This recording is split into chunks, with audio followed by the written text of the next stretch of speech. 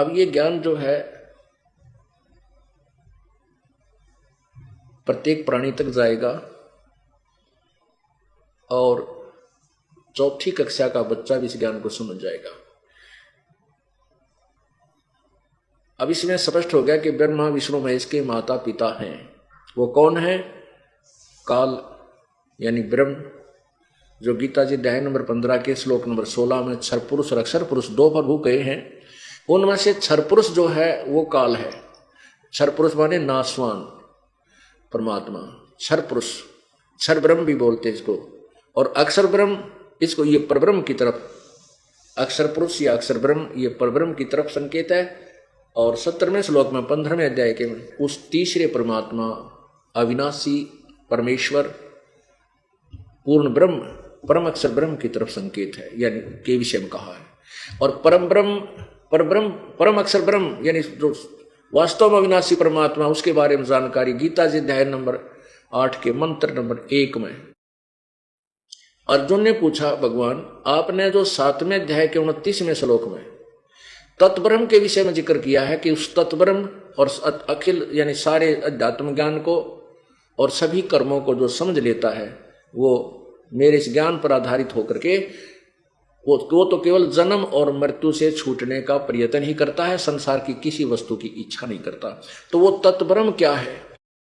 8वें अध्याय के प्रथम श्लोक में लिखा है कि किम तत्ब्रह्म, वो तत्ब्रह्म कौन है? इसी का उत्तर 8वें अध्याय के तीसरे श्लोक में दिया है कि परम अक्षर ब्रह्म है। तो वो परम अक्षर ब्रह्म है, वो तीसरा ब्रह्म वास्तव में परमात्मा है। इन्हीं के विषय में 8वें अध्याय के 5 से लेकर 10 श्लोक तक, इन 6 श्लोकों में ये स्पष्ट किया है कि गीता ज्ञानदाता कहता है जो मेरी भक्ति करेगा तो मेरे पास आएगा। इसलिए अर्जुन तो मेरी भक्ति भी कर, युद्ध भी कर।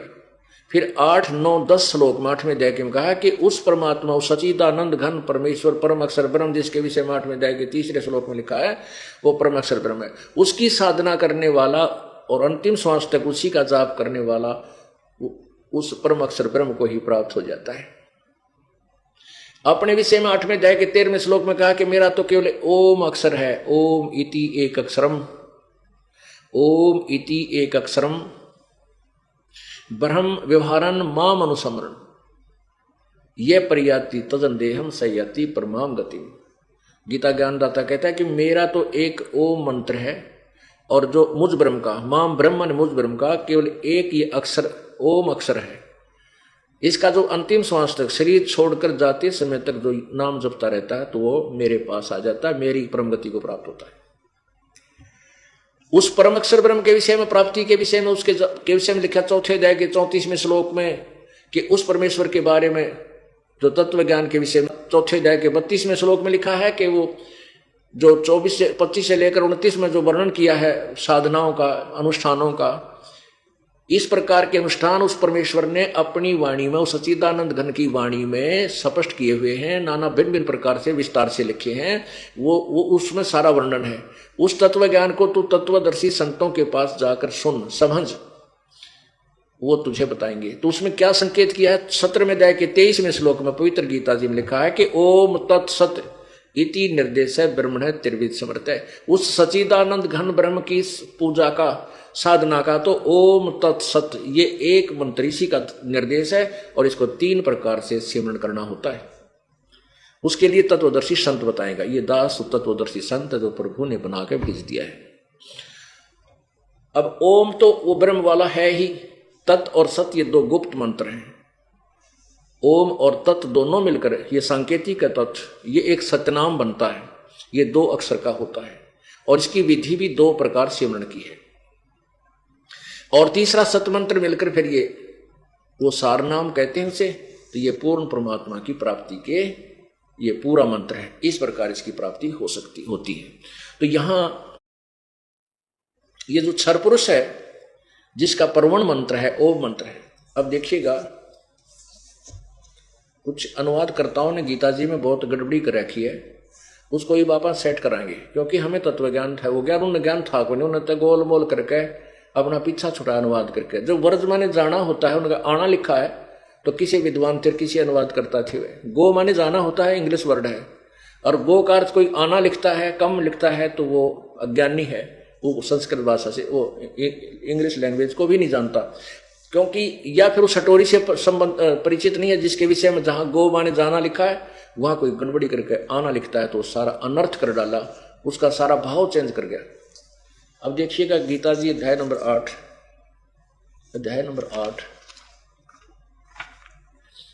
और मंत्र नंबर 13, ये 13। ओम इति एकाक्षरम ब्रह्म व्यवहारन माम अनुसमरण यह परियाति तजंदेहम सयाति परमाम गतिम। अब इन्होंने क्या किया है, सब इंद्रियों के द्वारों को रोककर तथा मन को हृदय देश में स्थित करके, ये तो है 12वें, इसका 12वें का, यहां से शुरू किया 13वें का, इकट्ठा करके जो यह माने जो ओम ओम इस एक अक्षर रूप ब्रह्म को उच्चारण करता हुआ, अक्षर रूप ब्रह्म को उच्चारण करता हुआ और उसके अर्थ रूप मुझ निर्गुण ब्रह्म का चिंतन करता हुआ शरीर त्याग कर जाता है, वह पुरुष परम गति को प्राप्त होता है। अब इसका अर्थ क्या बना है, इन्होंने एक अक्षर रूप ब्रह्म बना दिया, अक्षरम ब्रह्म।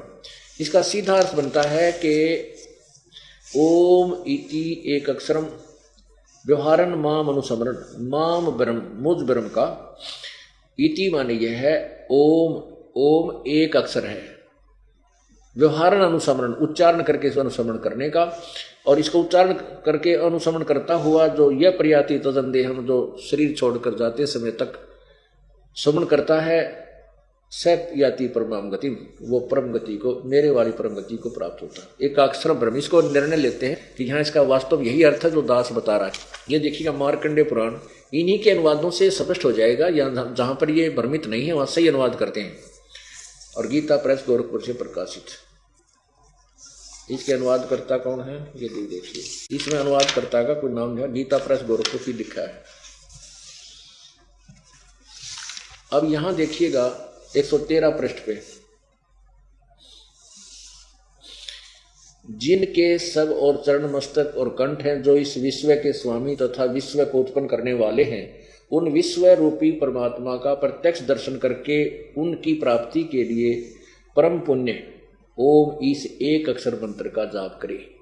ठीक है, स्पष्ट है, ओम एक ओम अक्षर, इसी का ध्यान करें। अब ये विश्व के स्वामी, विश्व को उत्पन्न करने वाले विश्व रूप परमात्मा, अब इनकी बुद्धि ब्रह्म तक ऊपर गई नहीं, ऋषियों की, और ये उसी तक सीमित रहे, और ये इसके बारे में बता रहे हैं एक अक्षर, ओम एक अक्षर है, इसका जाप करें और उससे का ध्यान करें। परमात्मा को निराकार बताते हैं और उसके दर्शन के लिए, उसको देखने के लिए ओम का जाप करें। थरा के जो उआ बाई कुछ भी सिर पैर इनके ज्ञान का नहीं है। अब हम आपको गीता जी दिखाना चाहेंगे। अब क्या देखना है कि गीता जी में जो गीता ज्ञान दाता है ये ब्रह्म है, ये क्षर पुरुष है, ब्रह्मा विष्णु महेश का पिता है, ज्योति निरंजन, इसको काल भी कहते हैं। ये प्रेतवत प्रवेश करके, भूत की तरफ प्रवेश करके और श्री कृष्ण जी में बोल रहा था। श्री कृष्ण ने चाहता था कि युद्ध होए, क्योंकि ये पहले भी 3 बार शांति दूत बनकर गए थे कि भाई युद्ध करना अच्छी बात नहीं है। और किसके लिए? ये थोड़े से समय के लिए राज्य है, मृत्यु को प्राप्त हो जाएंगे, कुछ भी साथ नहीं चलेगा। लेकिन जब नहीं माने तो लास्ट में श्री कृष्ण जी ने फैसला कर दिया कि एक तरफ मेरी सेना होगी, एक तरफ मैं अकेला हूंगा, तुमने सेलेक्ट कर लेना जो मुझे प्राप्त करोगे, जिसने जो मुझे चाहे या किसी सेना को।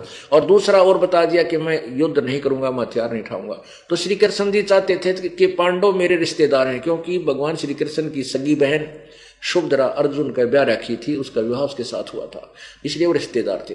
तो श्री कृष्ण जी ये चाहते थे कि कौरव तो मान नहीं रहे, ये पांडव मान जा, ये छोड़ दे, इसकी आशा न चल पड़े, मेरे साथ वहां रह ले, मेरे पास के 2 रोटी चाहिए वहां रह लेंगे, ये इतना घोर अनर्थ, ये जुल्म बच जाएगा। इसलिए उन्होंने ये भी कह दिया मैं हथियार भी नहीं उठाऊंगा। अब अंडरस्टूड था कि जब 2 विभाग हो गए, एक तरफ सेना एक तरफ श्री कृष्ण, तो पांडव किसने मांगेंगे? श्री कृष्ण ने, क्योंकि उनका रिश्तेदार था। और वो सेना मांगे तो उनके से ढीठ नहीं, तो ये पता था श्री कृष्ण को कि ये मुझे ही मांगेंगे आखिर में, और ये समझेंगे ये हथियार भी नहीं उठाएंगे और मेरे कारण ये हो सकता है आंट पकड़ के हो, जिद कर रखी हो कि हमारे साथ श्री कृष्ण आ जाएंगे तो ये हमारी विजय होगी। तो वो भी समस्या हल कर दी थी। तो इसे सिद्ध हुआ कि श्री कृष्ण युद्ध नहीं चाहते थे। और फिर अर्जुन नाट्य और श्री कृष्ण ने कहे उठा ले हथियार, मैंने सब मार रखे, तू चिंता ना कर, बात न्याय संगत नहीं दसती। उस समय श्री कृष्ण नहीं, युगकाल बोल रहा था। इसमें प्रेत की तरह प्रवेश कर गया। ये आपको प्रमाण दिखाते हैं श्री विष्णु पुराण में कि ये काल जो है ये महाविष्णु रूप बना लेता है। तो इसकी उपासक इसको महाविष्णु यानी विष्णु जी को ही पूर्ण परमात्मा मान बैठते। अब ये क्या कैसे कमाल करता है, ये खुद कहता है कि एक समय देवताओं और राक्षसों का युद्ध हो गया।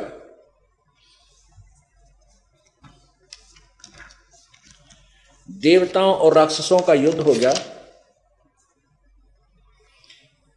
और देवता हार गए, राक्षसों से डर के भाग गए कितने दूर।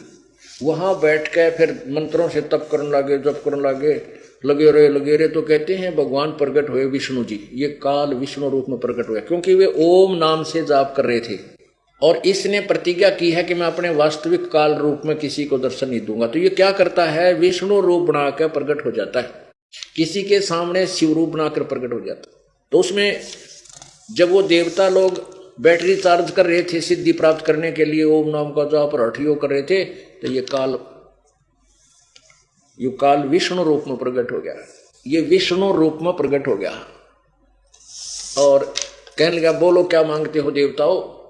तो देवता ने अपनी समस्या बताई। तो ये क्या कहने लगा, पहले शिव पुराण विष्णु पुराण में पढ़ ले आख्या थे। ये कहता है कि मैं उस शाश्वत राजा के शरीर में प्रवेश करूंगा, उसने तैयार करो लड़ाई के लिए, फिर मैं सारे मार डालूंगा। ये देखो, ये श्री विष्णु पुराण गीता प्रेस गोरखपुर से प्रकाशित है। इसके अनुवादक हैं मुनीलाल गुप्त और ये प्रकाशक मुद्रक के गीता प्रेस गोरखपुर से, गोविंद भवन कार्यालय कोलकाता का संस्थान, ये यहां से छपी है। इसके 233 पृष्ठ पे ये चतुर्थ अंश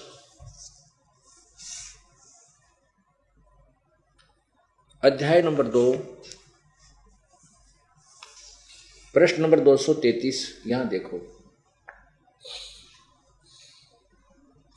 उस ससाद के पुरंजय नामक पुत्र हुआ। पुरंजय का भी एक दूसरा नाम पड़ा। पूर्व काल में त्रेता युग में एक बार अति भीषण देव असुर संग्राम हुआ। उसमें महाबलवान दैत्यगण से पराजित हुए देवताओं ने भगवान विष्णु की आराधना की। तब आदि अनंत शून्य अशेष जगत प्रतिपालक श्री नारायण ने देवताओं से प्रसन्न होकर कहा, आप लोगों का जो कुछ अभिष्ट है वह मैंने जान लिया है, उसके विषय में बात सुनिए। राजऋषि ससाद का जो पुरंजय नामक पुत्र है, उस अक्षत्रिय श्रेष्ठ के शरीर में मैं अंश मात्र से स्वयं अवतीर्ण होकर उन संपूर्ण देवताओं का नाश करूंगा।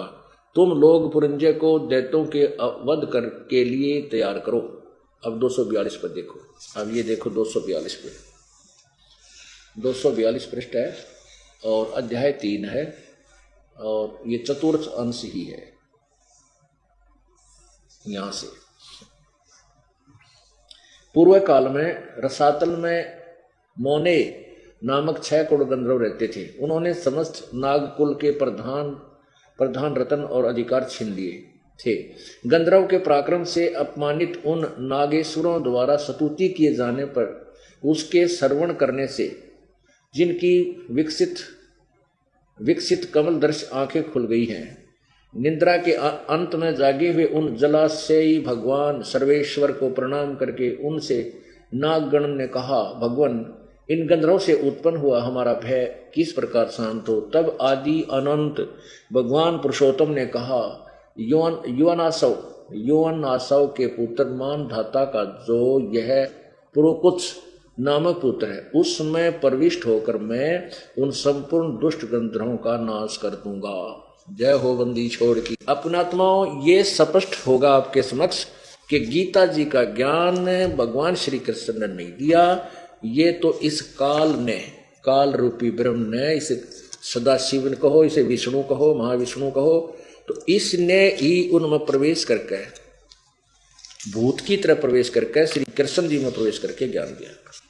पुण्यात्माओं, इसको तत्व ज्ञान कहते हैं। जो जैसे देसी गाय भैंस का घी होता है ना, और उसको ताक छान के निखार के कति शुद्ध करके डाल दिया जाता है, तो अब ये खिचड़ी यो उलझाया हुआ ज्ञान ऐसे स्पष्ट कर दिया जाएगा जैसे घी ने दो तीन बार ताक गर्म करके और फिर निखार करके किसी पात्र में डाल दिया जाता है, तो उस बहुत समय तक चलता है।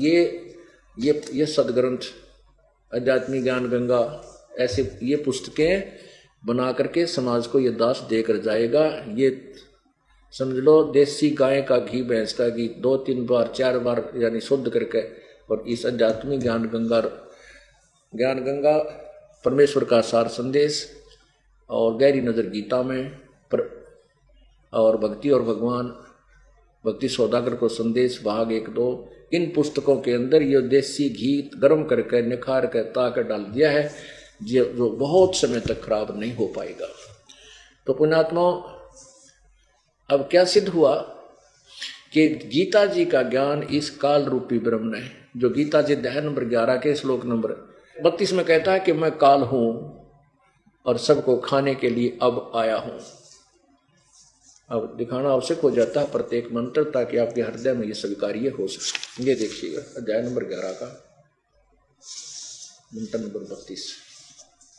लोकों का नाश करने वाला बड़ा हुआ काल हूं, काल है अस्मि, काल है अस्मि, मैं इसमें महाकाल हूं, महाकाल लिखा है। इसमें इन लोकों को नष्ट करने के लिए प्रवृत्त हुआ हूं। जो प्रतिपक्ष की सेनाओं में सतीश योद्धा लोग हैं, वे सब तेरे बिना भी नहीं रहेंगे, अर्थात तेरे युद्ध ना करने से भी इनका नाश हो जाएगा। ये कहते मैं खा जाऊंगा। अब देखो अध्याय नंबर 11 के श्लोक नंबर 21 में अर्जुन कहता है, 21 में, वे ही देवताओं के समूह आप में प्रवेश करते हैं और कुछ भयभीत होकर हाथ जोड़ के आपके नाम और गुणों का उच्चारण करते हैं। महर्षि और सिद्धों के समुदाय कल्याण हो ऐसा कहकर उत्तम उत्तम स्तोत्रों द्वारा आपकी स्तुति करते हैं।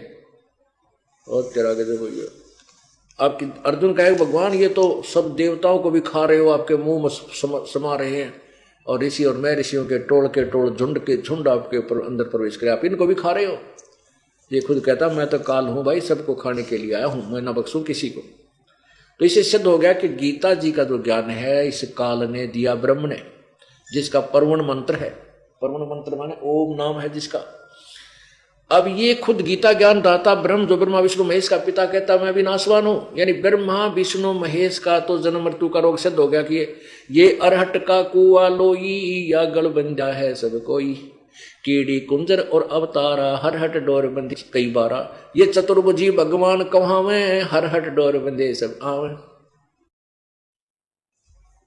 ये कोटिक करता फिरता देखा हर हट डोर कहूं सुन लेखा। ये करोड़ों भगवान ये करता, जिनको तुम ब्रह्मा विष्णु महेश को भगवान मानते हो, ये करोड़ों मैंने देखे यहाँ अन्य योनियों में धक्के खाते।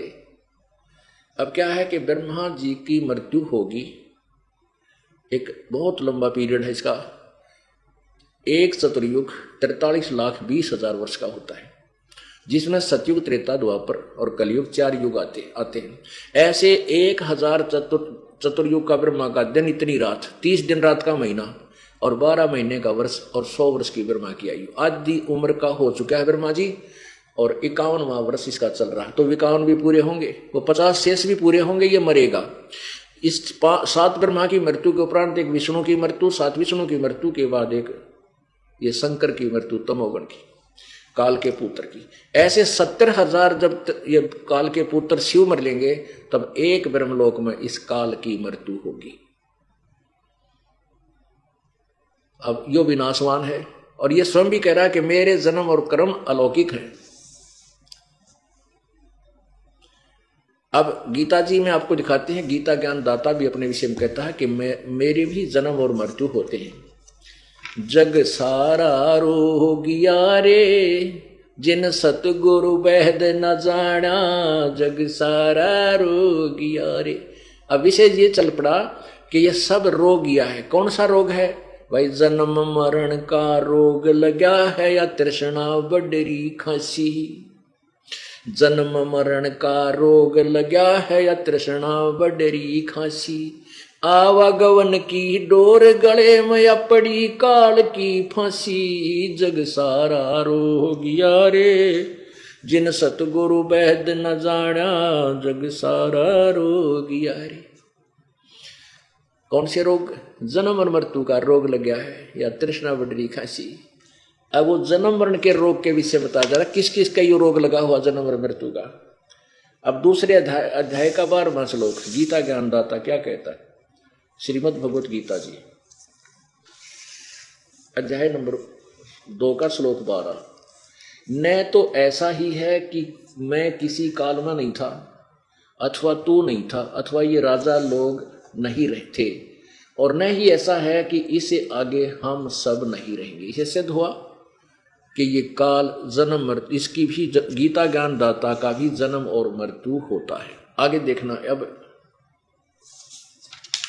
गीता ज्ञान दाता दूसरे के अध्याय नंबर 2 के 17वें में किसी और भगवान के विषय बताता है कि नाश रहित तो उसको जान, जिससे ये संपूर्ण जगत दर्श्य वर्ग व्याप्त है, यानी जिसने सब ब्रह्मांडों की रचना की है। इस अविनाशी का विनाश करने में कोई भी समर्थ नहीं है। यानी कोई गीता ज्ञान दाता से अलग है जो अविनाशी है वास्तव में, जिसने सब ब्रह्मांडों की रचना की है, वो तो है वास्तव में अविनाशी। और खुद के विषय में गीता ज्ञान दाता कहता है 4 अध्याय के 5वें और 9वें श्लोक में, ये देखो,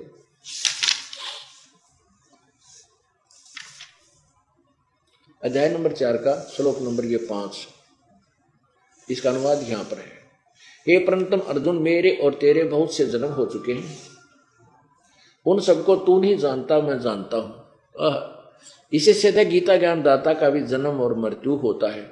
ये कहता है कि मेरे जन्म और 9वां श्लोक में, मेरे जन्म और कर्म दिव्य अर्थात निर्मल और अलौकिक है। सिद्ध हो गया कि इस गीता ज्ञान दाता का भी जन्म होता है और मृत्यु होती है। ये कैसे होती है ये दास बताएगा, प्रभु कबीर जी द्वारा दिए हुए इस ज्ञान को, जो पहले ही हमारे को प्राप्त मिला हुआ था, लेकिन इन अज्ञानी ऋषियों महर्षियों ने उस लाल को कौड़ी बता करके हमसे दूर करके रखा। अब 10वें अध्याय के दूसरे श्लोक में गीता ज्ञान दाता स्वयं स्वीकार करता है कि मेरा जन्म तो होता है, लेकिन मेरे जन्म को ये देवता और ऋषि नहीं जानते, क्योंकि ये मेरे से उत्पन्न हुए हैं। ब्रह्मा विष्णु महेश और इसके बाद की जितनी भी संतति है ये काल से उत्पन्न हुई है, इसके पुत्र हैं, संतान हैं। तो पिता की उत्पत्ति को, जन्मदिन को, डेट ऑफ बर्थ को पुत्र पुत्री नहीं बता सकते, संतान नहीं बता सकती, वो तो दादाजी बतावे, पिता का पिता। अब देखिएगा अध्याय नंबर 10 मंत्र नंबर 2 में, मेरी उत्पत्ति को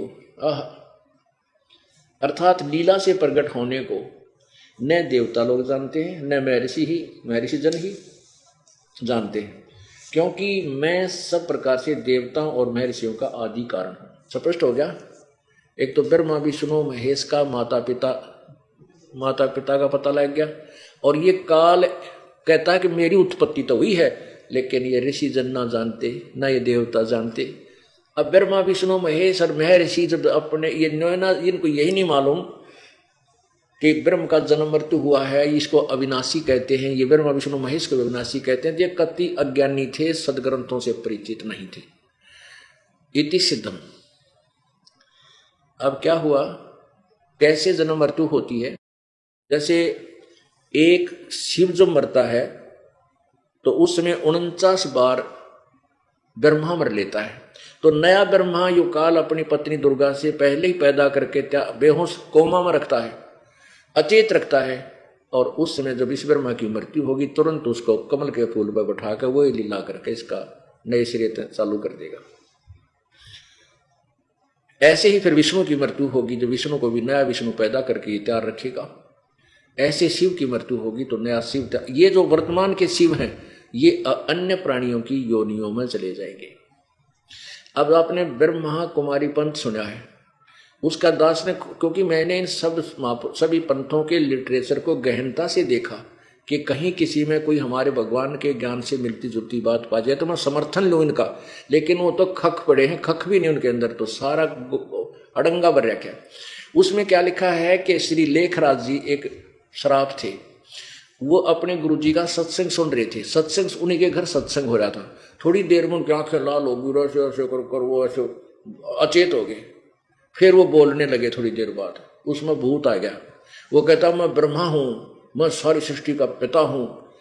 तो वो ब्रह्मा पाक गया। वो भूत बोला उसमें। तो ये ब्रह्मा कौन था? ये वही कोई आत्मा पहले ब्रह्मा की पद पर रही थी, और जब ब्रह्मा का पद उसका समाप्त हो गया तो वो फिर स्वयंभू ब्रह्मा जैसे बनकर उसमें भूत बोल रहा था। वो था कि जब ब्रह्मा की पद से गिरा हुआ, यानी वहां से हटाया हुआ रिटायर्ड ब्रह्मा था वो। जैसे कोई भी अधिकारी रिटायर हो जाता है तो उसको अन्य व्यक्ति यही कहते हैं, आओ जी फलाना साहब, आओ जी मेजर साहब, हाँ जी। उसको रिटायर्ड मेजर साहब नहीं कहते, आओ जी मेजर साहब, हाँ जी। आओ सूबेदार साहब, हाँ जी सूबेदार साहब। तो वो अब सूबेदार साहब नहीं है, थे कदे, अवश्य थे। तो ऐसे ही ये कदे ब्रह्मा था, और वो बन गया उस लेखराज में बढ़ के बोलने लग गया भूत की तरह, एंड बैंड बोल रहा है। वो फिर लिखने लग गया, ओह भगवान की वाणी आ गई। फिर वो कदे मैं कहता मैं सदा शिव हूँ। वो शिव मरा हुआ कभी किसी जन्म में, वो शिव आके बोलने लग गया उस ब्रह्मा के उस लेखराज में, तो वो फिर सदा शिव कहला दिया। तो इस तरह के जो है ना उन भूता की थ्योरी से ब्रह्मा कुमारी पंथ प्रारंभ हो गया, जो किसी शास्त्र से मेल नहीं खाता, टोटली झूठ गपोड़ फैले हुए। वो भूत नहीं बोल रहे हैं उन्होंने। तो ये कैसे मरता है? जब 70,000 त्रिलोकीय शिव मर जाते हैं तो ब्रह्मलोक में रहने वाला वो शिव मरता है, ये काल मरता है और दुर्गा मरती है। एक ब्रह्मांड का विनाश हो जाता है, इस पर यह सब नष्ट हो जाता है। उसके बाद ये स्वयं भी दूसरे लोक में चले जाते हैं, और दुर्गा और इसका आत्मा इन दोनों की तो वही रहती है। इनका फिर ऐसे परमात्मा के बनाए विधान, कबीर जी के बनाए विधान अनुसार इनका युवा जन्म हो जाता है। फिर ये युवा जन्म नया शरीर मिल जाता है युवा रूप में, जैसे सुरसी पैदा हो जाती है इनमें गेहूं में, ऐसे ही वहाँ नए उसमें वातावरण ऐसा होता है कि जाते ही इनका शरीर बन जाता है। फिर उस शरीर से ये दोनों फिर साकार रूप होते ही। वैसे सूक्ष्म रूप भी साकार होता है, वो हमें इन दृष्टि से नहीं दिखता, वो दिव्य दृष्टि से दिखता है। वो दूसरा शरीर भी साकार ही होता है, उस साकार के ऊपर ये दूसरा कौर डाल लेते हैं, ये ऊपर का कौर है, अंदर सूक्ष्म शरीर होता है। तो वहाँ फिर ये नए सिरे से अपने ब्रह्मा विष्णु महेश की उत्पत्ति करते हैं, रजोगुण सतगुण तमगुण बना के, और फिर नए ब्रह्मांड में ये सृष्टि प्रारंभ कर देते हैं। तो जो ये शिव मरा, 70,000 त्रिलोकीय शिव मरने के बाद ये काल रूपी शिव यानी काल मरा, अक्षर पुरुष मरा, ये एक युग है उस अक्षर पुरुष का यानी परब्रह्म का, जो गीता जी अध्याय नंबर 15 के श्लोक नंबर 16 में दो भगवान, दो पुरुष बताए, क्षर पुरुष और अक्षर पुरुष। अब क्षर पुरुष की मृत्यु तो आपको बता दी इस ब्रह्म की होगी, तो ये एक युग हुआ उस अक्षर पुरुष का, इसको परब्रह्म भी बोलते हैं, जो गीता जी अध्याय नंबर 15 के श्लोक 16 में जिन दो अक्षरों के बारे में, दो भगवानों के बारे में बताया। अब उस अक्षर पुरुष की आयु बताते हैं। तो ये एक युग हो गया जो क्षर पुरुष मरा, ये काल मरा ब्रह्मलोक में, एक युग हो गया उस अक्षर पुरुष का, परब्रह्म का। ऐसे 1000 युग का उस परब्रह्म का दिन, इतनी ही रात्रि, 30 दिन रात का महीना और 12 महीने का वर्ष और 100 वर्ष की उस अक्षर पुरुष यानी परब्रह्म की आयु है। इसलिए इसको अक्षर कहा, इतनी लंबी उम्र है उत्तरा गजब हुई हो, और फिर भी मृत्यु। इसलिए कहा है परम अक्षर ब्रह्म, उन इन दोनों से भी कोई और है परम अक्षर ब्रह्म। पंत गीता जी अध्याय नंबर 15 के श्लोक नंबर 17 में उत्तम पुरुष है तो अन्य, इन दोनों से कोई और है पुरुषोत्तम, वही परमात्मा कहा जाता है। और वो तीनों लोकों में प्रवेश करके सबका धारण पोषण करता है। वो अव्यय ईश्वर है, वो वास्तव अविनाशी प्रभु है, और वो अक्षर पुरुष भी मरा, लेकिन परम अक्षर ब्रह्म, परम अक्षर पुरुष नहीं मरता, वो वास्तव विनाशी है, वो कबीर परमेश्वर है। एती उम्र बुलंद मरेगा अंतरे, कोई सतगुरु लगे न कान न भेटे वो संतरे। इतनी भी लंबी उम्र हो जाएगी अक्सर पुरुष जितनी, और तो भी अंत में तेरी मृत्यु होगी। कारण क्या है? क्योंकि तुझे वो तत्वदर्शी संत नहीं मिले जो गीता जी अध्याय नंबर 4 के मंत्र 34 में और यजुर्वेद अध्याय नंबर 40 के मंत्र नंबर 10 और 13 में जिस तत्वदर्शी संतों के विषय में कहा है। कहते हैं वो सतगुर लगे न कान न भेंटे वो संत रे, जग सारा रोगिया रे, जिन सतगुरु बेहद न जाना, जग सारा रोगिया रे। भाई जन्म मरण का रोग लगा है, तृष्णा बडरी खांसी, यो जन्म मरण का रोग लगा है, तृष्णा बडरी खांसी। आवागमन की डोर गले में पड़ी, काल की फांसी, जग सारा रोगिया रे, जिन सतगुरु बेहद न जाना, जग सारा रोगिया रे। परमात्मा कहते हैं सार शब्द सर जीवन बूटी, और घिस घिस अंग लगावे, कह कबीर तुम सतकर मानो, जन्म मरण मिट जावे।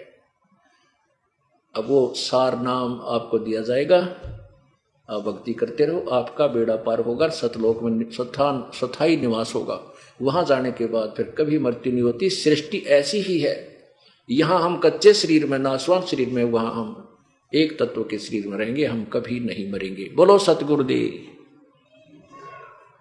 सत्संग की आदि ही घड़ी और तप के वर्ष हजार, कहें कबीर वो बराबर नहीं, नो सतगुरु कहें विचार।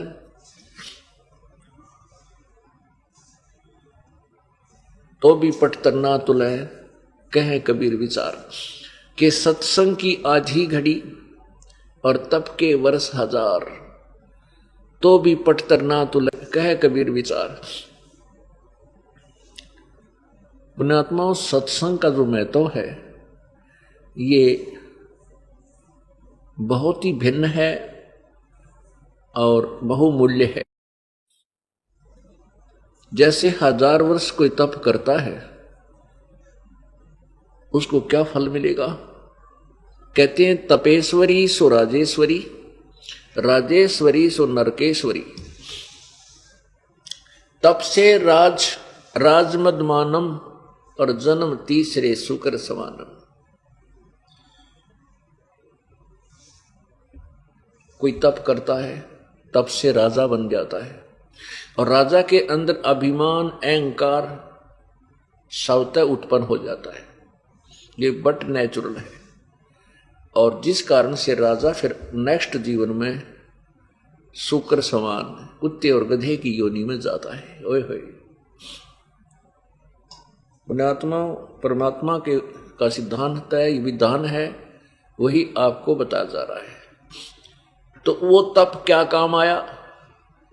सत्संग की आधी घड़ी। ओहो, यानी एक घड़ी 20-22 मिनट की होती है, 10-15 मिनट 11 मिनट भी अगर कोई सच्चे भक्त संत जो इस ज्ञान से परिचित है, जो दास का सेवक है, दास ने परमेश्वर का दिया हुआ ज्ञान जो ग्रहण किया फिर आप तक पहुंचाया, तो पुण्यात्माओं को प्राप्त हुआ। और ये पुण्यात्मा किसी भक्त से चर्चा करते, और उस सौभाग्यशाली प्राणी को 10-20 मिनट भी हमारे भक्त कोई बहन बेटी भाई के साथ विचार करने का अवसर प्राप्त हो जाता है। वो सत्संग आधी घड़ी का भी मिल जाता है, उसको जीवन को पलट देता है, और फिर उस जीव का उद्धार हो जाता है। नहीं तो ये गलत साधना, शास्त्र विरुद्ध साधना करके हम डड़े ढोतों को असंख्य युग हो गए। अब जैसा कि आपने सत्संग में सुना था, पूर्व के सत्संग में सुना,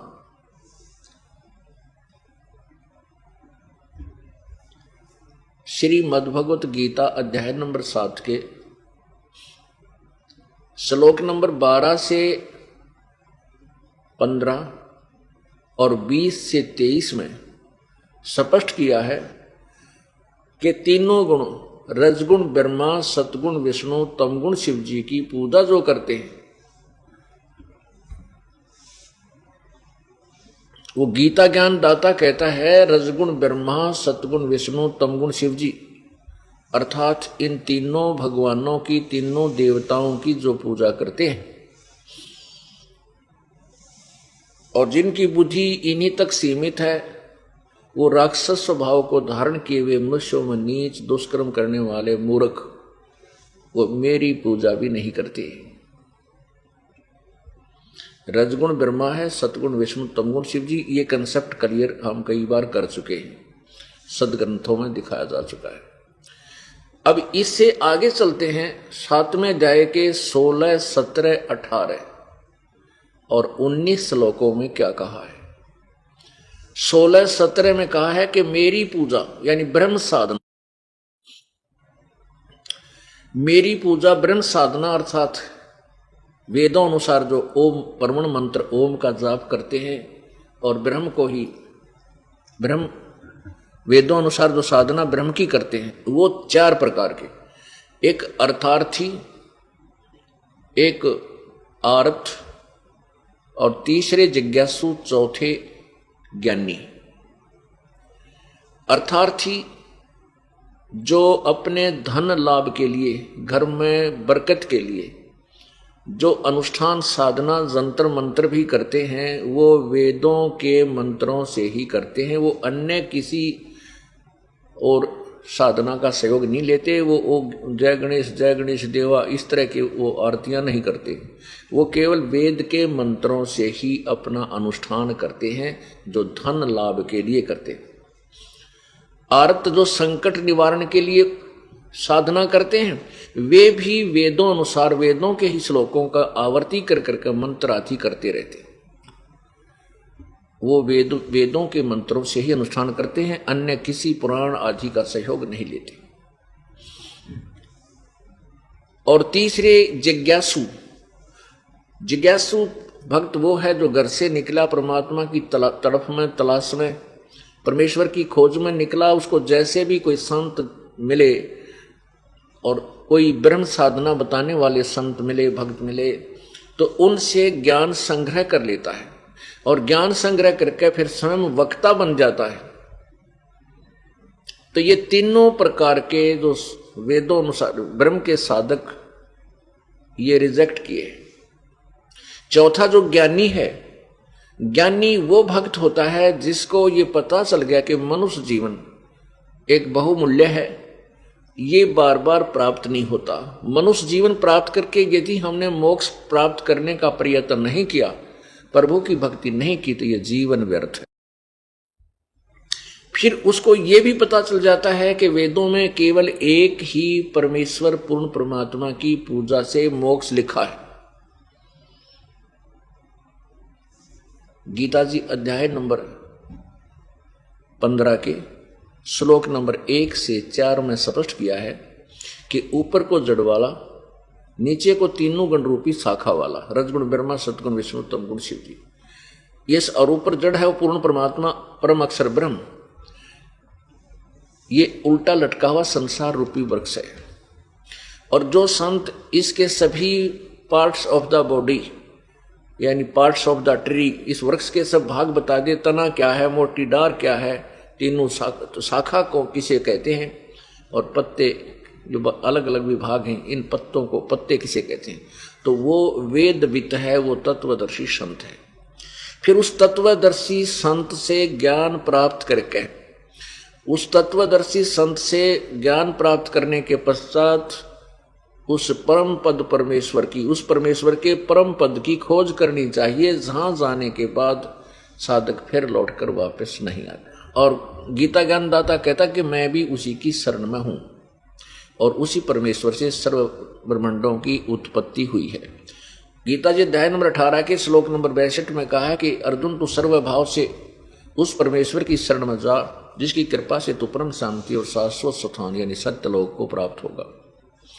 गीता जी अध्याय नंबर 18 के ही श्लोक नंबर 66 में कहा है कि सर्वधर्मान परित्यज माम एकम शरणम व्रज अहम तवा सर्व पापे भ्य मोक्षामि मा शुच।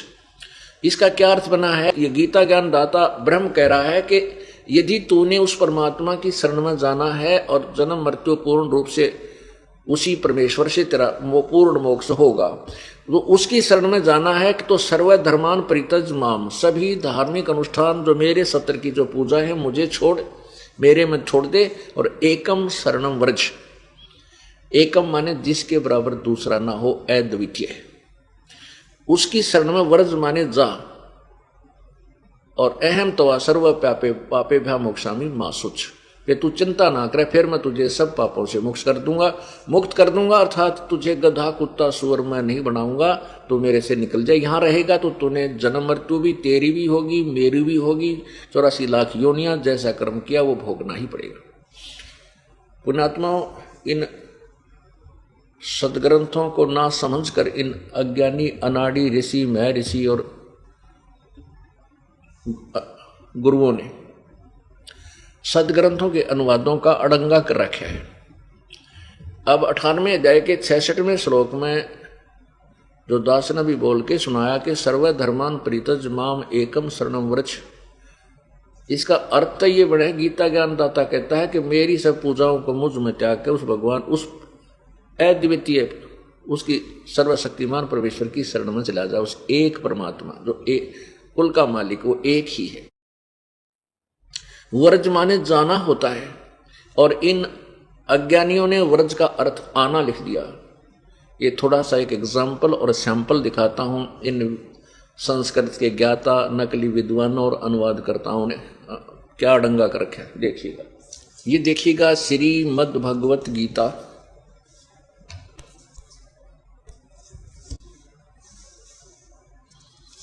इसके अध्याय नंबर 18 पर और श्लोक नंबर 66